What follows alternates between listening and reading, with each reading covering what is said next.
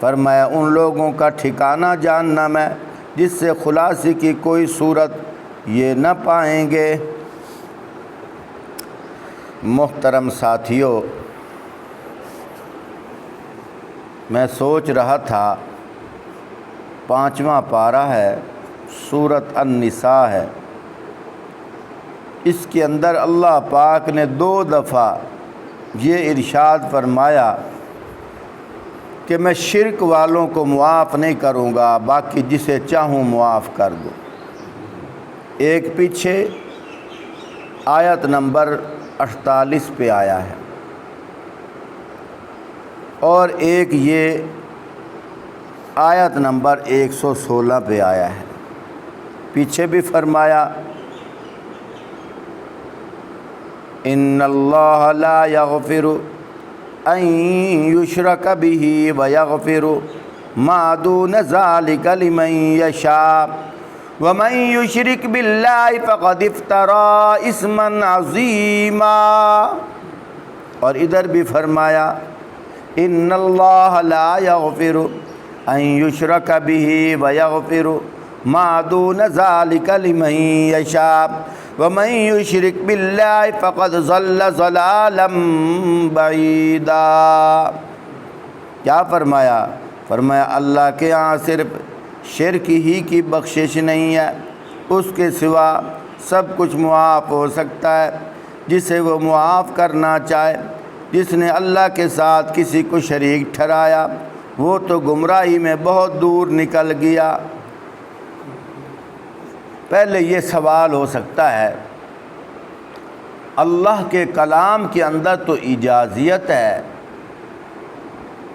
پھر بھی اللہ پاک نے ایک بات کو تکرار 2 دفعہ ذکر کر دیا، اس کی کیا وجہ ہے؟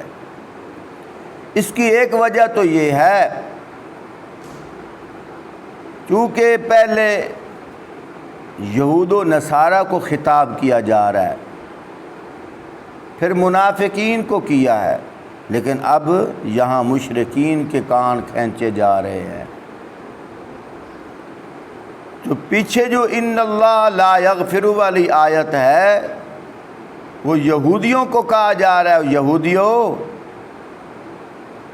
تم ادھر سے آسمانی کتب کو ماننے کا دعویٰ کرتے ہو پھر بھی شرک کرتے ہو۔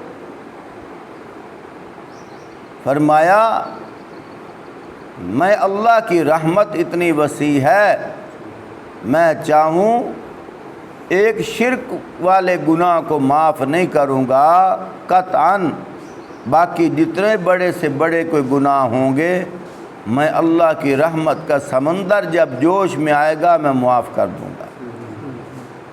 یہاں بھی اللہ پاک فرما رہے ہیں، یہاں مشرکین سے فرمایا سنو جتنے بھی گناہ ہوئے میں اللہ معاف کر دوں گا، لیکن شرک والا گناہ نہیں معاف ہوگا۔ آگے اللہ پاک نے کچھ وضاحت بھی فرمائی ہے، فرمایا کہ جب شیطان نے مجھ سے مہلت مانگی تھی کہ قیامت تک مجھے زندہ رکھنا، اللہ پاک نے پوچھا تو کیا کرے گا؟ یا اللہ میں تیرے بندوں کو ورغلاؤں گا، وہ شرک کے ایسے دروازے کھولوں گا کہ ان کو ظاہری طور پر شرک نظر نہیں آئے گا لیکن وہ شرک ہوگا۔ پھر وضاحت بھی فرما دی ان یدعون من دونہ الا اناسا وان یدعون الا شیطانا مریدا۔ کیا فرمایا؟ وہ اللہ کو چھوڑ کر یوں پکارتے ہیں اور وہ اس باغی شیطان کو پکارتے ہیں جس کو اللہ نے لعنت زدہ کیا، وہ اس شیطان کی اطاعت کر رہے ہیں جس نے اللہ سے کہا تھا میں تیرے بندوں سے ایک مقرر حصہ لے کر رہوں گا۔ وہ کون سا مقرر حصہ؟ وَلَأُذِلَّنَّهُمْ وَلَأُمَنِّيَنَّهُمْ وَلَآمُرَنَّهُمْ فَلَيُبَتِّكُنَّ آذَانَ الْأَنْعَامِ وَلَآمُرَنَّهُمْ فَلَيُغَيِّرُنَّ خَلْقَ اللَّهِ وَمَن يَتَّخِذِ الشَّيْطَانَ وَلِيًّا مِّن دُونِ اللَّهِ فَقَدْ خَسِرَ خُسْرَانًا مُّبِينًا۔ میں انہیں بہکاؤں گا، میں انہیں آرزوؤں میں الجھاؤں گا، میں انہیں حکم دوں گا کہ وہ میرے حکم سے جانوروں کے کان پھاڑیں گے، میں انہیں حکم دوں گا وہ میرے حکم سے اللہ کی بنائی ہوئی جسمانی ساخت میں رد و بدل کریں گے۔ آج ہمیں دیکھنا چاہیے کیا ہو رہا ہے کہ نہیں ہو رہا۔ یہ تو کہہ رہا ہے کہ میں انہیں حکم دوں گا وہ جانوروں کے کان پھاڑیں گے، لیکن ہم تو دیکھ رہے ہیں جانور تو دور کی بات، اپنے کان بھی انسان پھاڑ رہے ہیں، اپنے چہروں میں رد و بدل کر رہے ہیں۔ یعنی کہ جو اعتقاد، جو یقین ہمیں اللہ کی ذات پہ ہونا تھا، وہ ہم نے مختلف اشیاء پہ یقین کر لیا ہے۔ یہی تو شیطان کہہ رہا ہے کہ میں نے یوں کروں گا۔ ہاتھ میں کڑا پہن رکھا ہے، یہ کس لیے؟ یہ مجھے بلائیں سے بچائے گا۔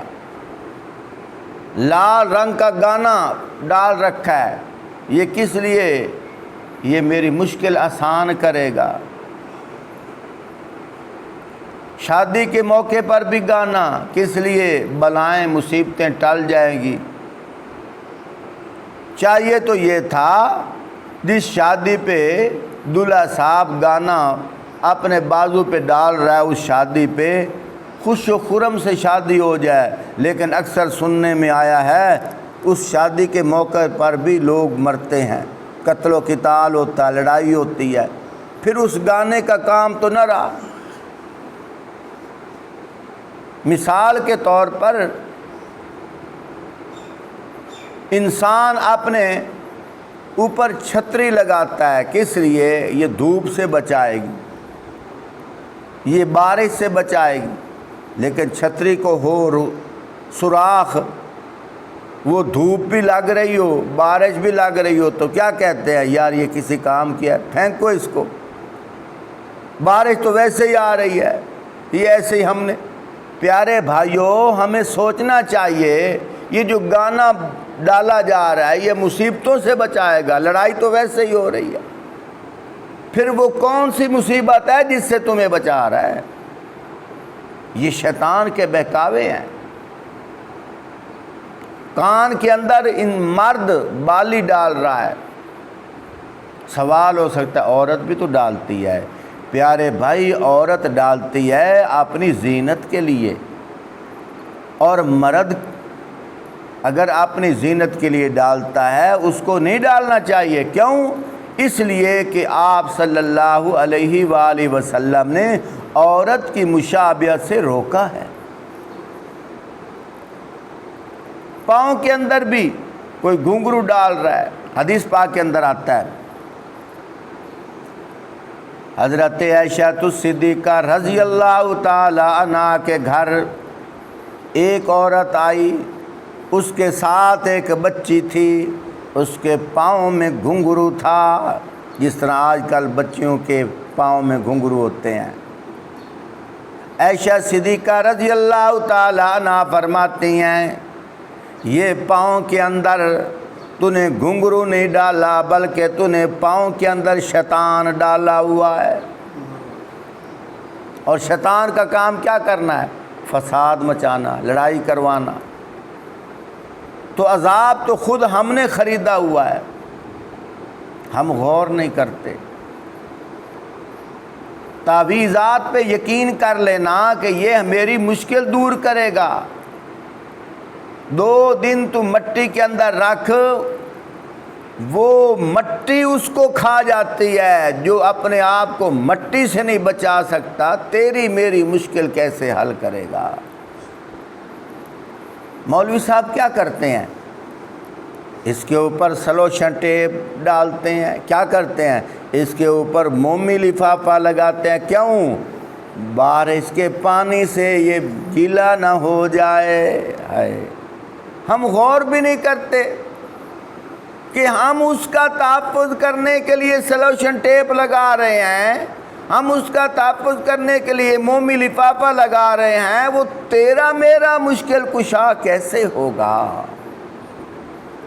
غور بھی نہیں ہم کرتے۔ پیارے بھائیوں، ہم مسلمان ہو کر کدھر جا رہے ہیں؟ درباروں پہ سجدے کیے جا رہے ہیں۔ حدیث پاک کے اندر آتا ہے، لعن اللہ الیہود والنصارى اتخذوا قبور انبیائہم مساجدا۔ کیا معنی؟ لعن اللہ، لعنت ہوے اللہ دی، یہودیاں تے عیسائیاں تے۔ کس بات کے لیے لعنت ہو؟ فرمایا انہوں نے انبیاء کی قبروں کو سجدہ گاہ بنا لیا تھا۔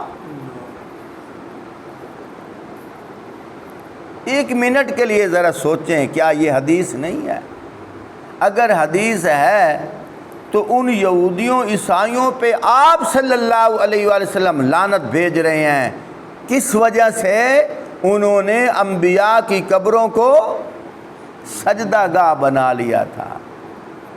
ساڑھے کو نبیاں دی قبراں تک کوئی نہیں تھے، لیکن ساڑھے کو ولیاں دیاں قبراں ہیں، اسی انہوں سجدہ گاہ بنا لیا ہے۔ حضور ادھر لعنت بھیج رہے ہیں اور ادھر حضور کا عاشق ولیوں کی قبروں کو سجدہ گاہ بنا رہا ہے، پیشانی ماتھا ٹیکا جا رہا ہے۔ کرنی آلے دا دربار ہے، موجاں لگیاں رہن، پتہ نہیں موجاں ہیں کیڑیاں، موجاں لگیاں رہن بس۔ اگر بات کی جائے، لوگ شدت اختیار کرتے ہیں، ناراض ہوتے ہیں، جی تم پیروں کو نہیں مانتے۔ اللہ کے بندے پیروں کو مانتے ہیں، لیکن وہ جو نبی کا طریقہ ہو، کچھ تو غور کرو۔ آپ صلی اللہ علیہ وآلہ وسلم نے کیا فرمایا؟ من سجد لغیر اللہ فقد اشرکا، جو اللہ کے علاوہ کسی غیر کو سجدہ کرے گا وہ مشرک ہو جائے گا۔ چاہے کوئی باپ کو سجدہ کرے، کوئی ماں کو کرے، استاد کو کرے، پیر کو کرے، مولوی صاحب کو کرے، پتھر کو کرے، درخت کو کرے، جھنڈے کو کرے، گھوڑے کو کرے، گائے کو کرے، جس چیز کو کرے اللہ کے علاوہ وہ مشرک ہے۔ ہم مسلمان ہیں، 5 ٹائم نماز بھی پڑھتے ہیں اور اللہ کے غیر کو سجدے بھی ہو رہے ہیں۔ سجدہ تعظیمی بھی حرام ہے، سجدہ حقیقی بھی حرام ہے۔ کیا فرمایا دوسری حدیث؟ من قسم لغیر اللہ فقد اشرکا، جو اللہ کے علاوہ کسی اور کے نام کی قسم کھائے گا وہ مشرک ہوگا۔ اساں پیران دے درباراں دیا قسماں چاہ رہے ہیں، اور تو چوری کیتی ہے؟ نہیں کیتی، قسم دے لیلا اتھے نہیں، پیر بکھے والے دربار دی قسم چک، لا حول ولا قوت الا باللہ۔ تو یہی تو ہے نا اللہ کا غیر۔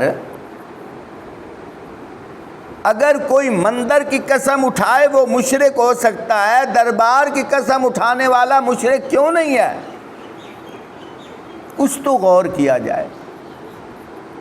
اللہ کے غیر کی قسم حرام ہے، چاہے کوئی نبی کی قسم اٹھائے، کسی ولی کی قسم اٹھائے، حضرت علی کی قسم اٹھائے، کسی پیر مرشد کی قسم اٹھائے، وہ مشرک ہے۔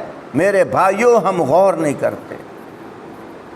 میری باتوں کے اندر شاید کہ شدت تمہیں محسوس ہو رہی ہو، لیکن یاد رکھو، جس جسم کے اوپر پھوڑا پھنسی ہو، جب تک آپریشن صحیح نہ کیا جائے وہ زخم ملتا نہیں، ٹھیک نہیں ہوتا۔ پیارے بھائیوں، یہ جسم کے اوپر جس طرح پھوڑے پھنسی ہیں، اسی طرح تمہارے ایمان والے جسم کے اوپر یہ شرک کے پھوڑے پھنسی ہیں۔ میں تو وہ ختم کر رہا ہوں۔ پہلی حدیث میں نے کیا پڑھی؟ من سجد لغیر اللہ فقد اشرک، جو اللہ کے علاوہ اللہ کے غیر کو سجدہ کرے گا وہ مشرک ہو جائے گا۔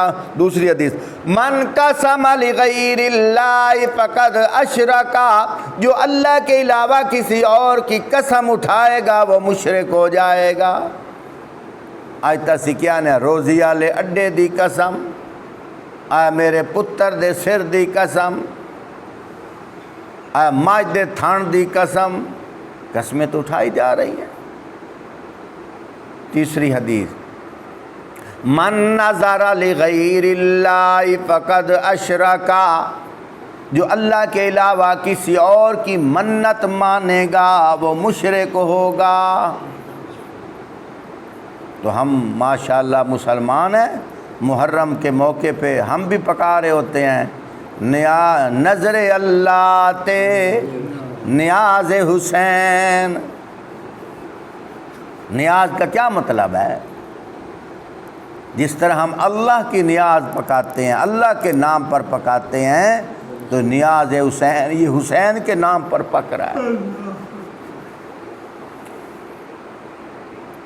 میرے بھائیوں، دوستوں، بزرگوں، یہی تو شیطان کہہ رہا ہے، میں ان کو بہکاؤں گا، ایسے ایسے چور دروازے دکھاؤں گا جن کے اوپر ان کو تسلی ہوگی، لیکن تیرے راستے پہ نہیں آنے دوں گا۔